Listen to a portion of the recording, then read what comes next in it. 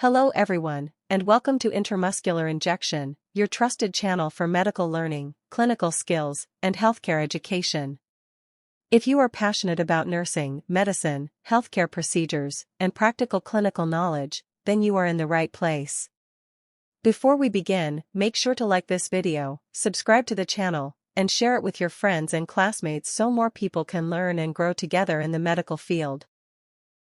Also, don't forget to press the notification bell so you never miss our upcoming educational videos. Now, let's get started with today's topic, intramuscular injection. An intramuscular injection, commonly called an IM injection, is one of the most frequently performed medical procedures in healthcare settings. It is a method of administering medication deep into the muscle tissue so the medicine can be absorbed quickly into the bloodstream. Because muscles contain a rich blood supply, medications injected into the muscle usually work faster than medications given under the skin. Intramuscular injections are commonly used for vaccines, antibiotics, hormonal medications, pain relievers, and vitamin supplements such as vitamin B12. Healthcare professionals including nurses, doctors, paramedics, and medical assistants regularly perform this procedure in hospitals, clinics, vaccination centers, and community healthcare settings. Before administering any intramuscular injection, proper preparation is extremely important. Patient safety should always be the first priority. The healthcare provider must begin by washing their hands thoroughly with soap and water or by using an alcohol-based hand sanitizer. Proper hand hygiene helps prevent infections and protects both the patient and the healthcare worker. After hand hygiene, all required equipment should be collected and prepared. These materials usually include the prescribed medication, a sterile syringe, the correct needle size, alcohol swabs, The procedure includes gloves, proper preparation, medication verification, correct site selection, safe injection technique, infection control, patient communication, and proper disposal of equipment. By following professional healthcare standards, medical workers can provide safe treatment, reduce complications, and improve patient outcomes. Thank you for watching this video till the end. I hope this explanation helped you clearly understand the procedure and importance of intramuscular injections. If you found this video useful, don't forget to like, share, and subscribe to Intramuscular Injection for more medical tutorials, nursing skills, and healthcare educational content. Also, turn on the notification bell so you never miss our upcoming videos. Thanks again for watching. Stay safe, keep learning, and see you in the next video. The needle and syringe must be disposed of safely in a sharps disposal container. Needles should never be reused or recapped because doing so increases the risk of injury and infection. Following the injection, the patient should be observed for any reactions or complications. Mild soreness, redness, or slight swelling at the injection site is common and usually temporary. However, serious reactions such as difficulty breathing, severe swelling, dizziness, or signs of an allergic reaction require immediate medical attention. Documentation is another essential part of the procedure.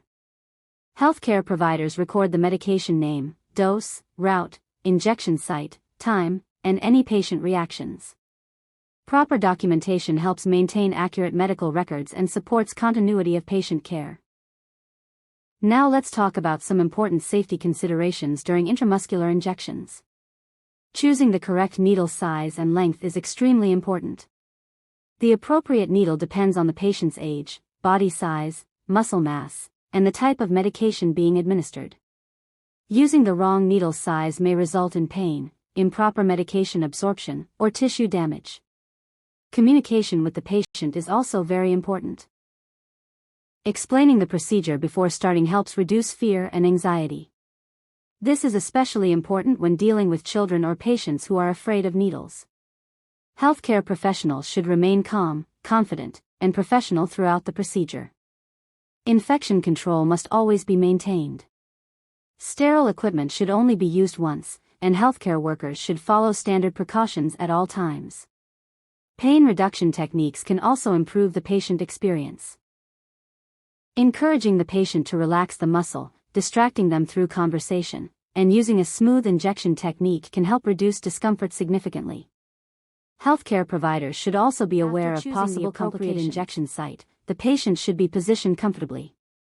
A relaxed muscle reduces discomfort and allows easier administration of the injection.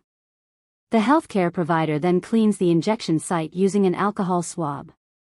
The skin should be cleaned in circular motions moving outward from the center. After cleaning, the skin should be allowed to dry completely before the injection is given. Once the site is prepared, gloves are worn for protection and infection control. The syringe should be held like a dart for better control. The skin may be stretched gently to stabilize the area. The needle is inserted quickly and smoothly into the muscle at a 90-degree angle. A quick insertion is usually less painful than a slow insertion. Once the needle is inside the muscle, the medication should be injected slowly and steadily. Injecting medication too quickly can increase pain and tissue irritation. After all the medication has been administered, the needle is removed smoothly at the same angle it entered. Gentle pressure is then applied to the injection site using cotton or gauze. The site should not be rubbed aggressively because this may irritate the tissue and increase discomfort. Cotton, adhesive bandages if needed, and a sharps disposal container. The next step is medication verification. Healthcare workers follow the 5 rights of medication administration. These are the right patient, the right medication, the right dose, the right route, and the right time. Checking these details carefully is essential because medication errors can seriously harm the patient. Once the medication has been confirmed, the syringe is prepared. If the medication is stored in a vial, the rubber stopper should first be cleaned with an alcohol swab to maintain sterility. The needle is then inserted into the vial, and the correct amount of medication is drawn into the syringe carefully. Any visible air bubbles should be removed because air bubbles can affect the accuracy of the medication dose. Now let's discuss the common sites used for intramuscular injections.